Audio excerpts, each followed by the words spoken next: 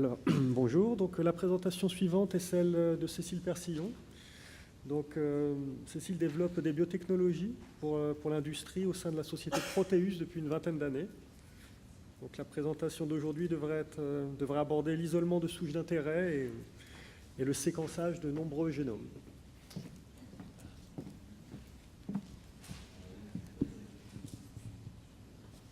Non, c'est pas ça.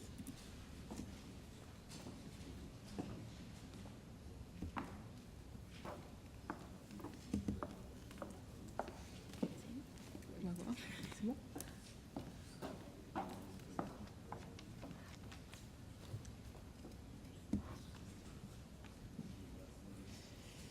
Bonjour à tous. Donc, je vais vous présenter quelques exemples des travaux qu'on fait chez Proteus dans le domaine de la valorisation de la biodiversité. Donc, je vais commencer par quelques éléments de contexte. Rassurez-vous, ce n'est pas une présentation commerciale, mais je vais vous expliquer un peu ce que fait Proteus pour que vous compreniez pourquoi on s'intéresse à ça.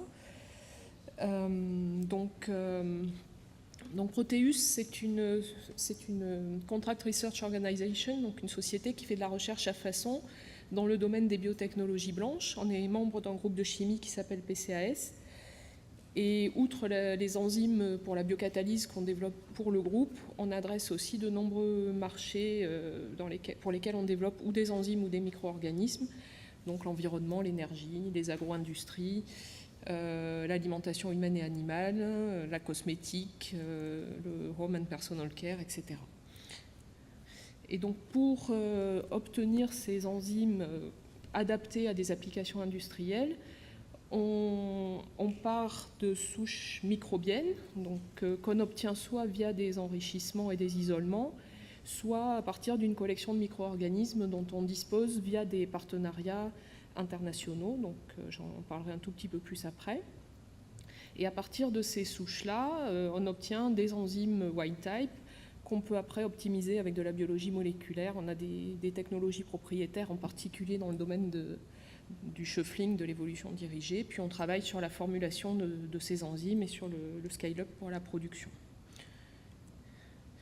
Donc notre collection actuelle de micro-organismes, elle a été construite avec l'idée d'avoir le plus de biodiversité possible, pas d'accumuler un grand nombre de souches appartenant au même genre et espèce, mais vraiment d'avoir beaucoup de diversité pour avoir des sources d'enzymes extrêmement diverses et robustes.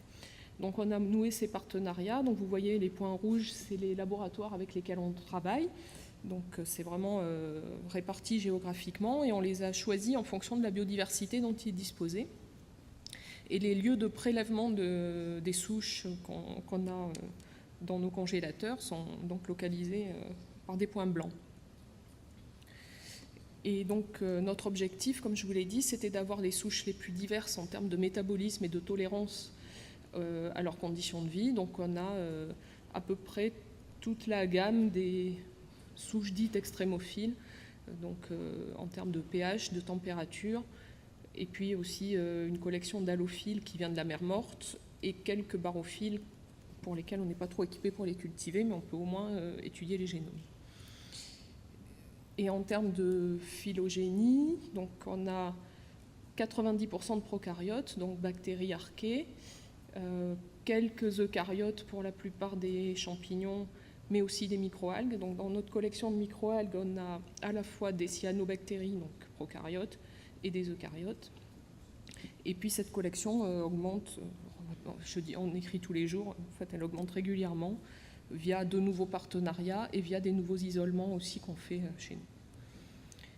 Donc je vais vous présenter deux exemples d'isolements qu'on a réalisés.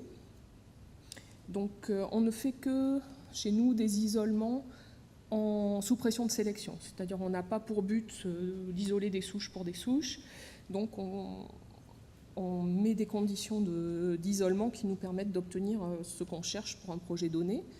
Donc on a un premier projet sur des souches qui dégradent les composés halogénés qui a été réalisé. Et donc l'objectif, c'était pour notre maison mère PCAS d'identifier des déhalogénases énantiosélectives pour des substrats d'intérêt pour la synthèse de molécules pharmaceutiques, puisque quand on fait de la déhalogénation, on produit des fonctions alcool, Et les alcools énantiopures intéressent beaucoup les chimistes parce qu'ils ne savent pas trop les produire par chimie classique. Donc ce qu'on a fait, c'est qu'on a fait des prélèvements dans un étang pollué à proximité d'un site de production de molécules chlorées. Et on a mis ces souches, ces prélèvements en culture en utilisant comme seule source de carbone différents composés chlorés, donc qui étaient ceux qui intéressaient PCAS. Et donc dans ces conditions-là, après enrichissement et isolement, on a pu obtenir un certain nombre de souches pures. Donc vous voyez 29 qui poussaient sur du chloro-3-butyric acide comme seule source de carbone, etc.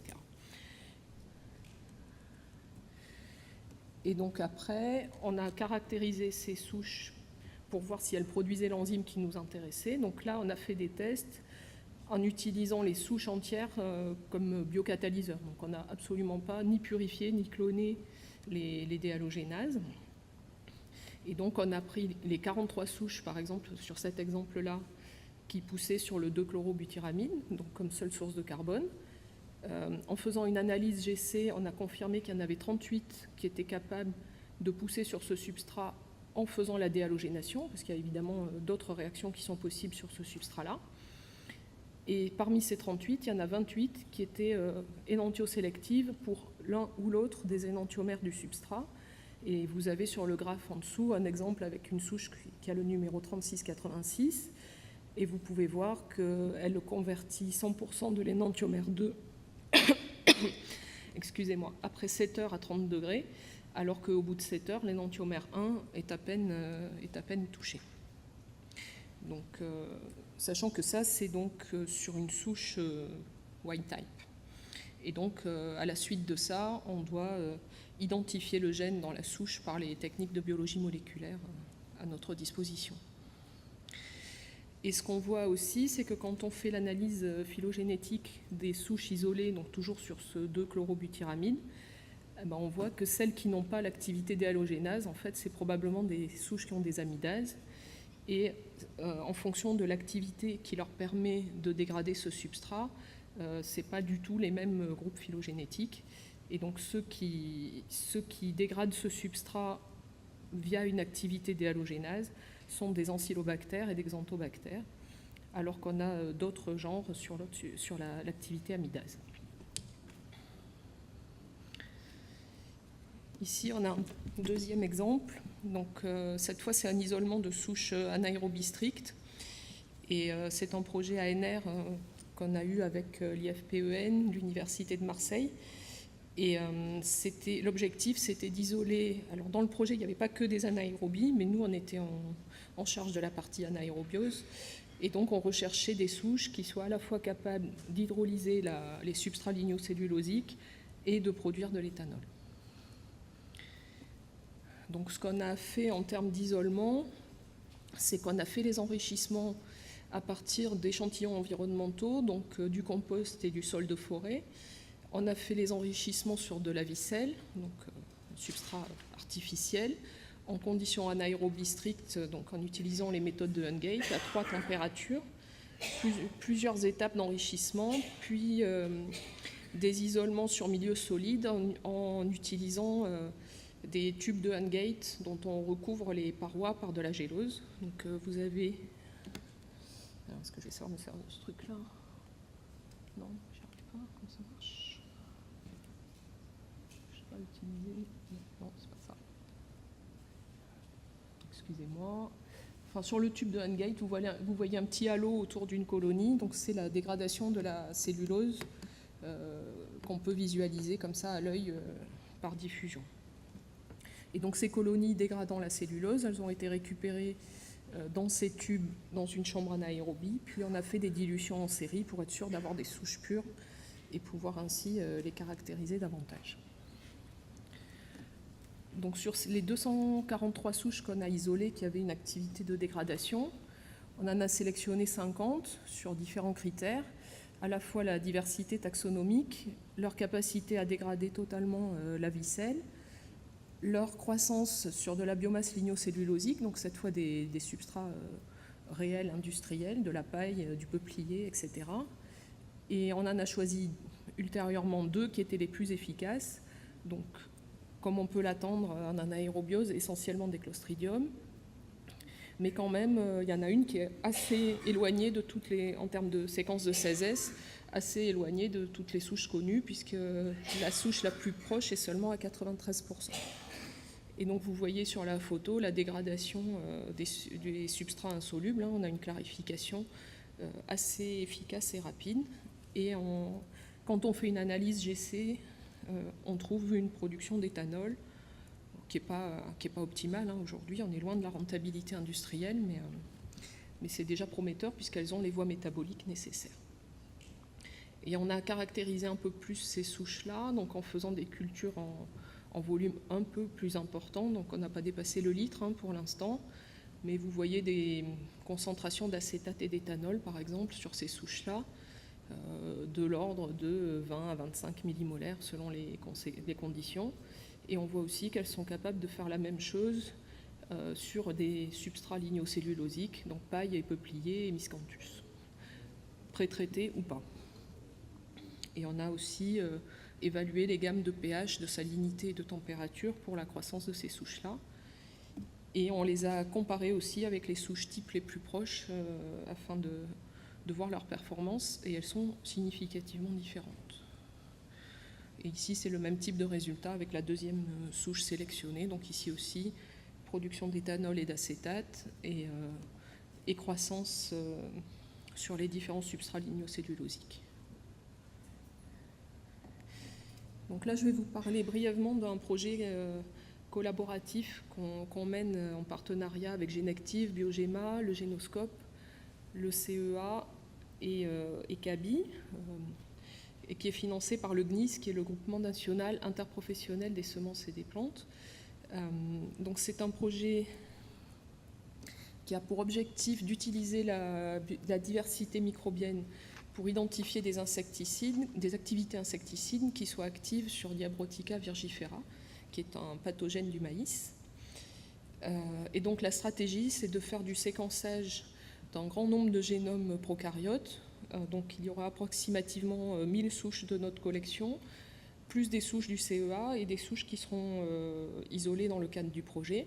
Et on les compare en utilisant des algorithmes qui ont été développés dans le projet avec des séquences insecticides publiques pour identifier des gènes candidats, produire les protéines et les tester sur les larves et les adultes de Diabrotica. Et ultérieurement, donc chez Proteus, on développera les process pour la production industrielle pour utiliser ces protéines en biocontrôle. Et il y a un intérêt pour Proteus au-delà de diététique, c'est qu'on va récupérer donc à peu près 1000 génomes annotés qui seront pour nous une source de gènes très importante pour trouver des nouvelles enzymes beaucoup plus rapidement que ce qu'on fait aujourd'hui, puisqu'aujourd'hui, on va plutôt cribler la fonction, comme vous l'avez vu, sur des souches entières, et après aller identifier le gène.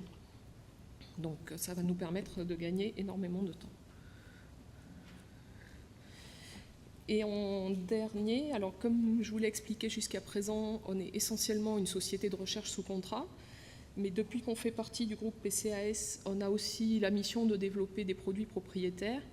Et donc je vais vous parler de notre premier bébé qui vient de sortir, qui est basé sur la microbiologie aussi, donc je serai très rapide. L'objectif est pas de, encore une fois, c'est pas de faire de la pub.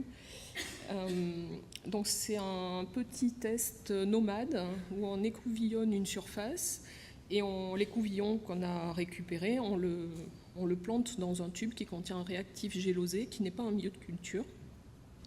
Et au bout d'un certain temps, on a une couleur orange qui apparaît s'il y a des bactéries, enfin des micro-organismes viables dans l'échantillon. Donc si c'est très sale, la couleur orange apparaît en moins d'1 heure. Et ici, vous avez un exemple de cinétique en fonction du nombre de bactéries qu'on a mis sur la surface, par exemple.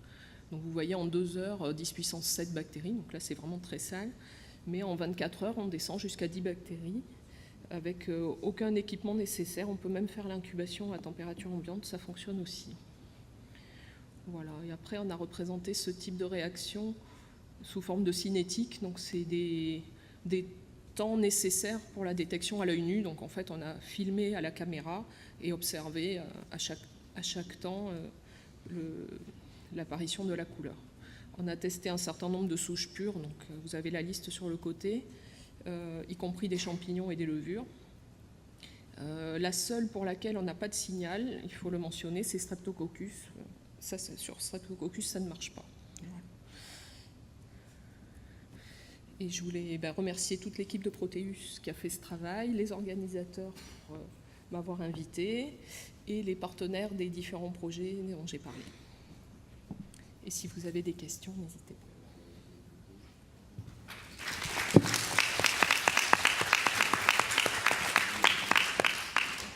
Des questions dans le public ?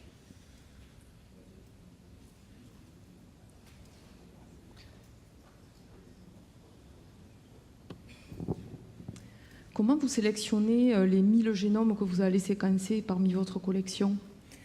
Alors, on les a sélectionnés sur différents critères. La diversité, le potentiel de protéines insecticides, c'est-à-dire dans les bases de données, on sait déjà qu'il y a des protéines insecticides qui sont publiées, donc on a regardé ce qui était proche.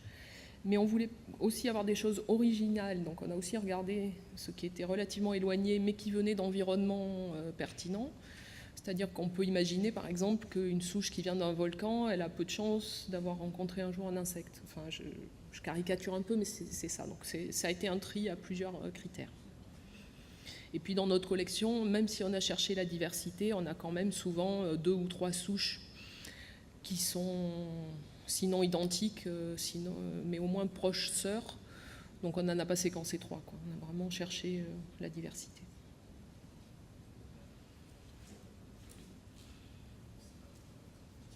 Vous nous avez présenté une collection énorme avec des environnements vraiment très différents. Donc j'imagine que pour maintenir toute cette collection avec des conditions de température, de pH, d'oxygène ou pas, enfin ça doit être vraiment très très lourd. Et du coup, je me demandais votre stratégie quand par exemple vous allez jusqu'à l'enzyme qui a possibilité de cloner derrière. Est-ce que vous gardez quand même le wild type, vous gardez les échantillons de départ ? Alors, toute la collection est à moins 80 degrés en cryotube depuis le début de la société. Donc les souches des partenaires restent chez nos partenaires parce qu'on n'a absolument pas le souhait de stériliser la recherche de ces labos. Donc ils les gardent pour faire leur recherche propre et nous, on les exploite chez nous pour les enzymes. Donc elles sont de toute façon en doublon chez eux au cas où il y aurait un accident. Nous, on les a sur 2 sites différents, un à Nîmes, un à côté d'Avignon, donc si jamais il y a le feu dans nos labos, avec des gens d'astreinte pour surveiller, etc. Mais quoi qu'il en soit, oui, on les conserve. Alors l'avantage, c'est qu'on les a toutes congelées. On a même développé un procédé de congélation pour les microalgues, parce qu'on a passé, je crois, 2 ou 3 ans à les repiquer toutes les semaines, donc avec le travail énorme que ça représente, plus les risques de contamination, etc. Et du coup, on a après plutôt consacré de l'énergie à mettre au point un système de conservation qu'à les repiquer indéfiniment. Puis en plus, les souches dérivent au fur et à mesure qu'on les repique. Mais oui, on a un système de gestion avec des lots 0, des lots 1, pour pas non plus cumuler des repiquages et faire dériver les souches. Merci.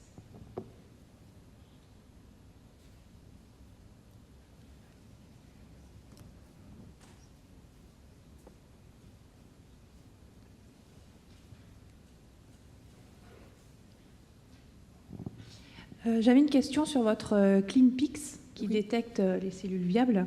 Est-ce que vous avez testé sur des échantillons environnementaux, sur des sols, ou est-ce que vous avez fait ça qu'en culture pure Alors non, on a aussi testé, alors pas des échantillons environnementaux, mais au moins des surfaces, puisque le business que vise notre marketing, c'est les surfaces industrielles, donc les plans de travail dans l'industrie agroalimentaire et tout ça. Et quand on le compare, par exemple, avec des bilams, on a les mêmes résultats plus vite. Voilà.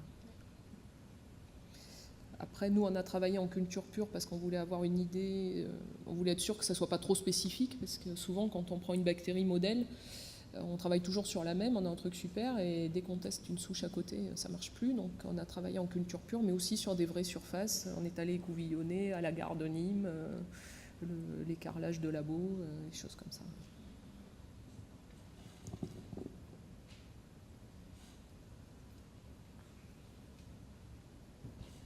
D'autres questions? Moi, j'en avais une, c'était sur les enzymes. Quand vous avez des enzymes prometteuses que vous voulez purifier, est-ce qu'au travers de partenariats, vous avez été amené à les caractériser structurellement aussi pour voir en quoi elles avaient des activités spécifiques? On n'a pas trop les moyens techniques pour faire ça. On est en train d'avancer sur ce sujet-là parce que dans nos technos d'évolution dirigée, on obtient des mutants. Sur certaines enzymes, par exemple, on a multiplié l'activité spécifique par 200 par une stratégie aléatoire. Donc après, c'est tentant d'aller voir un peu qu'est-ce qu'on a fait à cette enzyme-là. Et on a eu de la chance parce que c'était une enzyme dont la structure 3D était publiée. Donc on est allé mettre nos mutations sur la structure qui était disponible. Et après, alors, à la fois ça valide l'approche aléatoire et à la fois c'est un peu décevant, c'est-à-dire que cette enzyme qui est super améliorée, elle a que des mutations en surface, sur des endroits où j'aurais pas misé 1 euro au départ, rien dans le site actif. Donc bon, mais maintenant, grâce à ça, on essaie aussi de combiner l'approche aléatoire qu'on a depuis le début et une approche plus rationnelle, justement en allant regarder les conséquences des mutations qu'on a obtenues sur la structure. Parce que cette fois-là, c'était en surface, mais ça ne sera sûrement pas toujours le cas. Oui. Pourquoi pas identifier des points de régulation sur les enzymes?